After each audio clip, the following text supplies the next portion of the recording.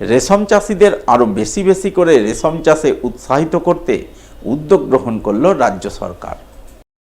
উদ্যোগের অঙ্গ হিসাবে মালদার কালিয়াচকের রেশম চাষিদের মধ্যে রেশম চাষ সম্পর্কিত বিভিন্ন সরঞ্জাম বিতরণ করল রবিবার। এই উপলক্ষে এদিন রেশম শিল্প বিভাগের পক্ষ থেকে কালিয়াচক কোকুন মার্কেটে এক অনুষ্ঠানের আয়োজন করা হয়। উপস্থিত ছিলেন রাজ্যের স্বনির্ভর গোষ্ঠী ও স্বনিযুক্তি দপ্তরের প্রতিমন্ত্রী সাবিনা ইয়াসমিন সহ অন্যান্যরা।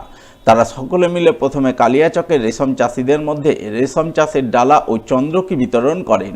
এরপর রেশম চাষিদের নিয়ে রেশম চাষ ও পলুপোকার ডিম উৎপাদন সম্বন্ধীয় এক সচেতনতামূলক আলোচনা সভার আয়োজন করেন।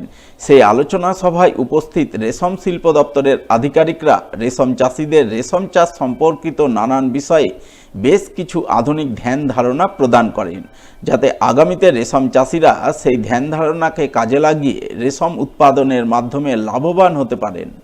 রেশম চাষিদের অবস্থা খুব খারাপ হয়ে গেছিল এবং মালদা জেলা যে আম এবং রেশমের জন্য বিখ্যাত, সবসময় আমার এটা মনে হয় যে এই যে আমাদের উপাধি, সেই উপাধিকে সারা জীবন যেমন আমরা অক্ষরে অক্ষরে পালন করতে পারি এবং রাখতে পারি এর উপমা।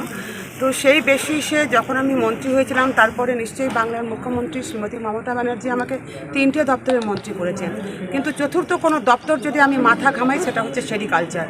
এবং একটা সময় আমি চেয়েছিলাম যে সেরিকালচারটা একটু উঠুক এবং মানুষ যেন এই পেশাতে নিযুক্ত হয়ে যেন একদিকে তাদের অর্থনৈতিক যেমন অবস্থার পরিবর্তন ঘটুক, ঠিক তেমনি যেন এই পেশাটাকে আমরা বাঁচিয়ে রাখতে পারি। তো আজকে ভালো লাগছে যে আমাদের চাষিদের আমরা বিভিন্ন রকমের রেশম চাষ সম্পর্কিত বিভিন্ন উপকরণ সরঞ্জাম আমরা তুলে দিতে পারলাম। সকলের মুখে একটা হাসি দেখেছি এবং তারা সকলেই ফিডব্যাক খুব ভালো দিয়েছেন, আপনাদের সামনেই দিয়েছেন যে না, তারা আগের তুলনায় তারা অনেক ভালো আছে। এটাই আমাদের কাছে একটা স্যাটিসফ্যাকশনের জায়গা। রবিবার স্বামী বিবেকানন্দের জন্মদিনে সমাজসেবামূলক কাজে এগিয়ে এলেন মালদা শহরের এক স্বেচ্ছাসেবী সংস্থার সদস্যরা। পৃথক পৃথক 2 স্বেচ্ছাসেবী সংস্থার সহযোগিতায় বিনামূল্যে চক্ষু পরীক্ষা শিবির আয়োজন করলেন মালদা শহরের অতুল মার্কেটে। উপস্থিত ছিলেন আয়োজক সংস্থার কর্মকর্তা শুভ্র কুণ্ডু, ভবেন্দু মুখার্জি সহ অন্যান্যরা। এদিন তাদের উপস্থিতিতে কলকাতা থেকে আগত বিশিষ্ট চিকিৎসকরা 170 জন দুস্থ অসহায় মানুষের বিনামূল্যে চক্ষু পরীক্ষা করেন। প্রয়োজনীয় মানুষজনের হাতে বিনামূল্যে চশমা তুলে দেন। এছাড়াও শিবিরে চক্ষু পরীক্ষা করাতে আসা ষাটোর্ধ্ব পুরুষ ও মহিলাদের হাতে শীত বস্ত্র কম্বল তুলে দেন বলে জানা গেছে। আমরা অনেকদিন ধরে চিন্তা করছিলাম যে আমরা একটা এখানে চোখে আই ক্যাম্প করবো।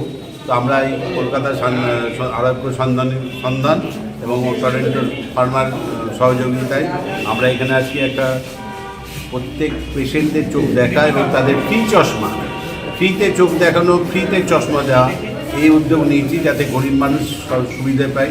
তাদের পক্ষে সবসময় চশমার খরচ বহন করা সম্ভব না এবং যাদের 60 বছরের ঊর্ধ্বে তাদের প্রত্যেকে আমরা আজকে ব্ল্যাঙ্কেট দিয়েছি।